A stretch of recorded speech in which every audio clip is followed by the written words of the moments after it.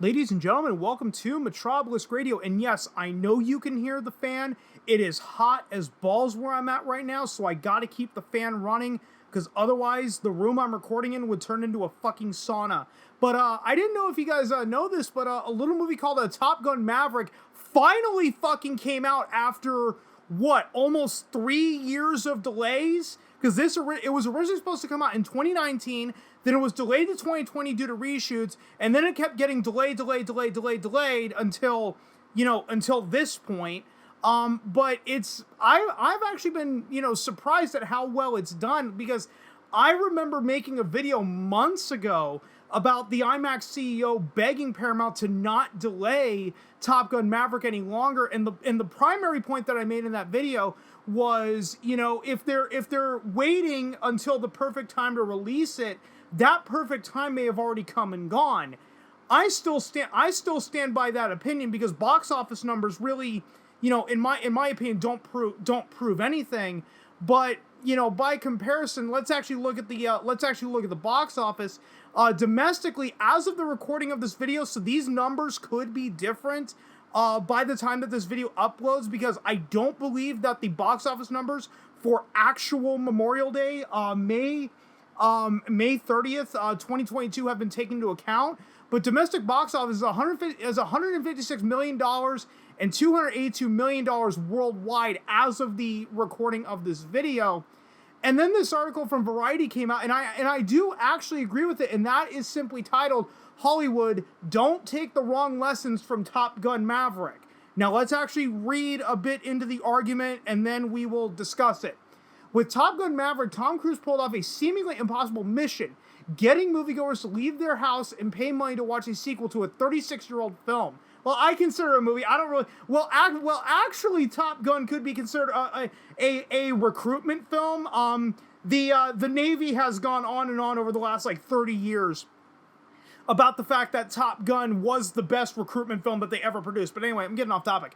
The follow-up to 1986's Top Gun jetted past box office expectations, collecting $154 million over the long Memorial Day weekend in North America and $248 million worldwide. We just read the actual box office numbers a couple minutes ago. COVID times or not, those are impressive ticket sales, as well as a career best start for Cruise. But as I covered in another video about why Doctor Strange 2's box office numbers are bullshit, depending on how many theaters that Paramount bought out in the multiplex, sure, did some of this box office success come from genuine excitement? Yes, and that statistic is unmeasurable. But how many theaters in the multiplex did Top Gun Maverick take up? Was it 60 to 85%? That, it's something that I don't know, but it's already happened to one high profile movie. It probably happened with Top Gun Maverick as well. That's why box office numbers aside, it doesn't really interest me anymore. What's particularly notable is that they were wrapped up by a film that doesn't involve superheroes, intense CGI. Yes, Cruise is really flying those jets, lightsabers, or a rogue Tyrannosaurus. Of course, nostalgia worked as a superpower for Top Gun Maverick, but sentimentality alone did not translate to stratospheric ticket sales.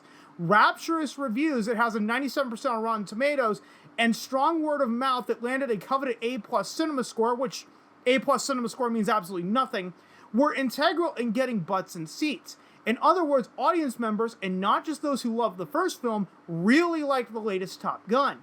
Many people, including Variety's chief film critic Peter DeBruge, admitted to be shocked by how much they liked Maverick. In his review, he wrote, quote, "Hardly anything in Top Gun Maverick will surprise you, except how well it does nearly all the things audiences want and expect it to do."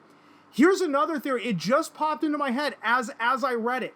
How much of this box office success has to do with the fact that Top Gun Maverick, a sequel to a very patriotic movie, released over Memorial Day weekend? That, in my opinion, should not be discounted either. Is maybe the timing really did work out for this movie. Even if they released it over 4th of July weekend, I think it's still it still would have done well. Again, a very patriotic movie. I just want to bring up the fact that, patriotism can't really be discounted when you look at these box office numbers as well. But anyway, getting back to this. Megan Colligan, the president of IMAX Entertainment, says, quote, often in Hollywood, people get excited about the prospect of making money and think about the script later. But Top Gun Maverick, she says, was not one of those instances. Quote, this is one of those where the team was super protective about making sure the movie was going to be great before greenlighting it.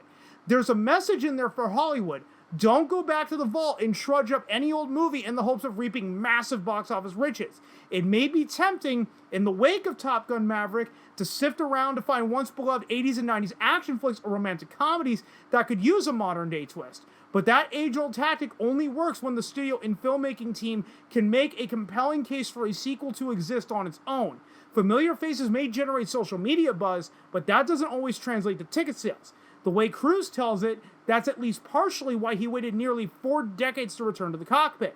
Quote, I wasn't ready to make a sequel until we had a special story worthy of sequel and technology evolved so that we could delve deeper into the experience of a fighter pilot, Cruise told the media while promoting the sequel.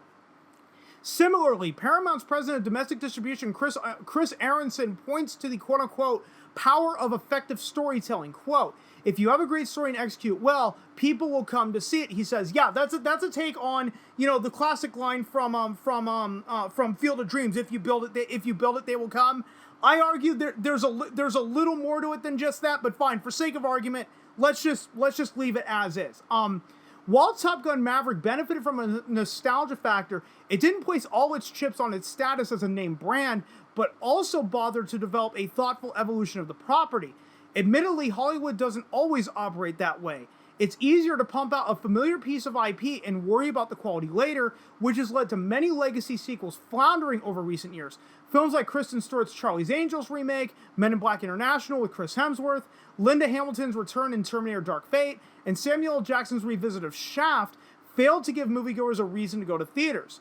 Similarly, director Denis Villeneuve's Dune remake resonated at the box office not because Frank Herbert's work had endured in popular culture. In fact, the 1984 version by David Lynch flopped in its theatrical run.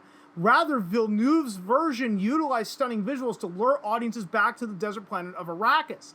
And that is a good point to make, is that the original Dune bombed, but with modern technology, they were able to go back and make a more faithful adaptation of Dune. The exact same thing happened with Charlie and the Chocolate Factory. Willy Wonka in the Chocolate Factory. The original with Gene Wilder came out in 1971, was one of the biggest box office bombs of the time, and famously did not find its audience until it started playing on television. Well, fast forward to the mid-2000s, and here comes the announcement that they're going to go back, they're going to remake Willy Wonka and the Chocolate Factory and give it its proper title of Charlie and the Chocolate Factory. And with the technology, even back in 2005, I think many of you can admit that Tim Burton's Charlie and the Chocolate Factory is a much more faithful adaptation of the book than 1971's Willy Wonka and the Chocolate Factory. But again, they allowed technology to catch up in order to make a very faithful adaptation of that original work. Same thing happened with True Grit. Now, sure, the technology didn't improve, but the Coen brothers went back and actually made the movie much more faithful to the original book, even if they ripped scenes shot for shot from the original John Wayne movie. You can go back, watch the 1969 True Grit. It's like every other John Wayne movie ever made. Go back and watch the Coen brothers. The Coen brothers movie is the closest thing to the book. So I get the point the point that they're making here is that, did Top Gun Maverick benefit from nostalgia?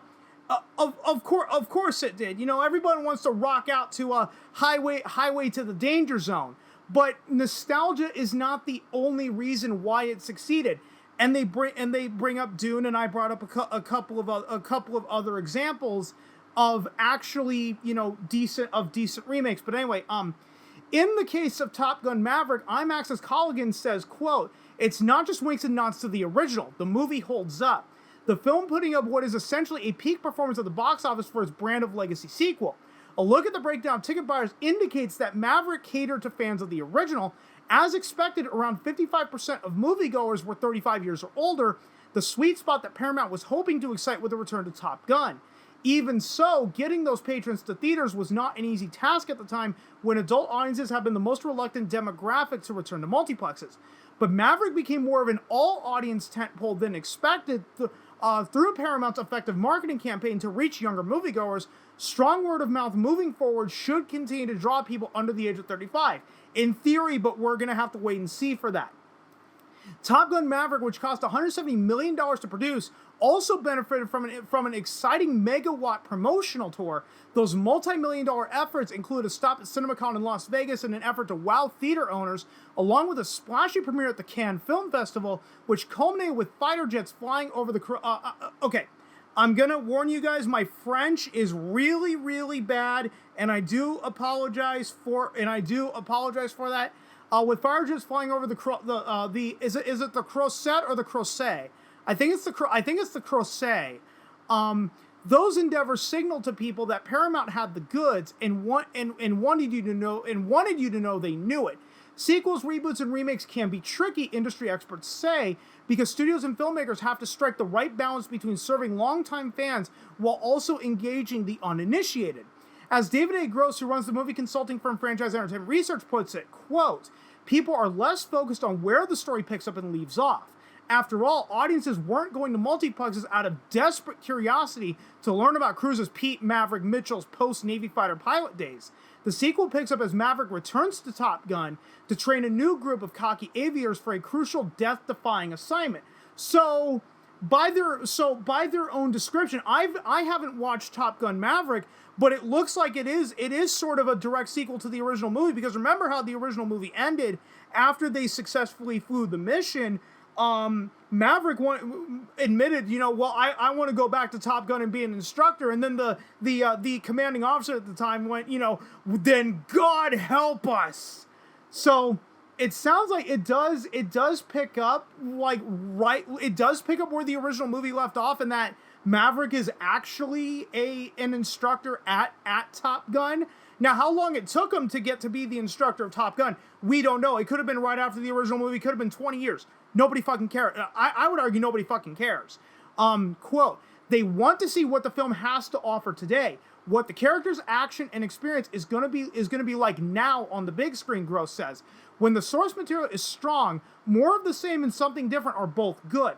They're both necessary and they work together." I've made the exact same argument for years about franchise films.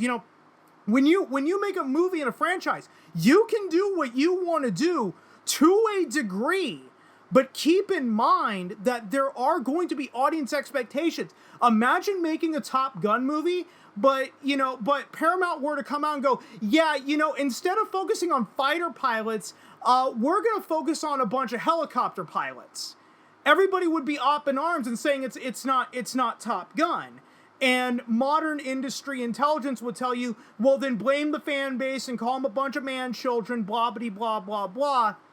It sounds like some people are turning around on the idea of calling everyone who criticizes you a bunch of toxic incel man-babies, despite the fact that there might be a few there's always going to be a few that exist in every fandom out there. Doesn't matter. It could be Top Gun. It could be My Little Pony. It could be Barbie. It could be, Star Wars, Star Trek, Doctor Who. The list goes on and on and on and on. But they aren't that many if we're being 100% honest. But here we go, finishing off the article. So just because Top Gun Maverick electrified the box office doesn't mean that other beloved 80s movies like The Breakfast Club, The Goonies, or E.T. require a revisit. See, I would argue that The Breakfast Club was actually revisited, but it was revisited in 2004 with a little movie called Mean Girls. Yeah, I'm just saying. And bringing Cruise back for another risky business, an earlier Cruise classic, without a reason to find out what one-time high schooler and party boy Joel Goodson has been up to in decades after graduation, would be some risky business. So, the reason why I made a video on this is because I overall agree with this article, and I agree with it on two factors. It's factor number one is nostalgia. Nostalgia may help in theory, But if your entire movie is sold on nostalgia and nothing more, it's going to fall apart. That's why I personally can't stand movies that only sell themselves on nothing but nostalgia. And the second point that they were making was about the whole sequels, reboots, and remakes can be tricky, can be quote unquote very risky. Well, yeah, nowadays they're very risky. About 10, 15 years ago, studios were greenlighting sequels, remakes, reboots, left, right, up, down, and center, and it's only been recently that they have actually started to become risks. You had 2016's all-female Ghostbusters was an absolute fucking train wreck, and I know that they bring them up. I believe they also brought up Charlie's Angels, which was an absolute train wreck. I remember Charlize Theron and other people behind the movie coming forward and saying this movie is not for men. Men shouldn't go see it. Then the movie bombed, and they blamed all the fucking men for not going to see the 2019 Charlie's Angels movie. Oh, here we go. Yeah, Charlie's Angels was one. Men in Black International with Chris Hemsworth. I never watched Men in Black International. Never had any desire to watch Men in Black International. If you're not bringing back Will Smith and Tommy Lee Jones, don't waste my time. And that was my attitude back then. And that's even my attitude now. Even with the whole Will Smith controversy with him bitch slapping Chris Rock. If you're not going to bring back Will Smith and Tommy Lee Jones, don't even bother making another Men in Black movie. Terminator Dark Fate was fucking horrible. Mostly because, hey, let's kill off John Connor in the first 5 fucking minutes. And let's see how well that works out. And then they're talking about Sam Jackson's revisit of Shaft. I haven't watched the latest Shaft movie, so I can't really comment on that. But yes, from a nostalgia, I understand their concern that now, oh my God, so many, legacy sequels and reboots and remakes are going to be greenlit because of Top Gun Maverick, when when nostalgia probably played a factor in its success, but also, as I said, the fact that it released over Memorial Day weekend, so it's a very patriotic movie released over a very patriotic holiday, probably would have happened if it released over 4th of July weekend. And you also have the fact that Paramount may have just bought out the multiplex for opening weekends so that Top Gun Maverick can just fucking dominate like Doctor Strange 2 did.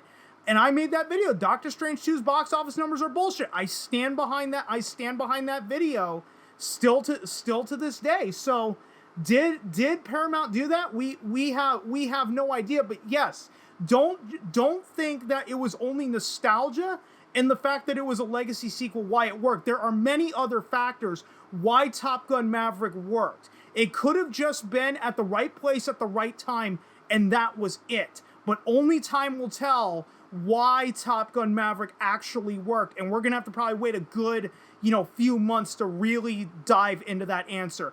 So with that, guys, I'm going to go ahead and truly end it right here. If you stuck around this long, thanks so much for doing so. And if you've been following me long enough, I'm terrible at ending these videos, so I will just see you guys next time.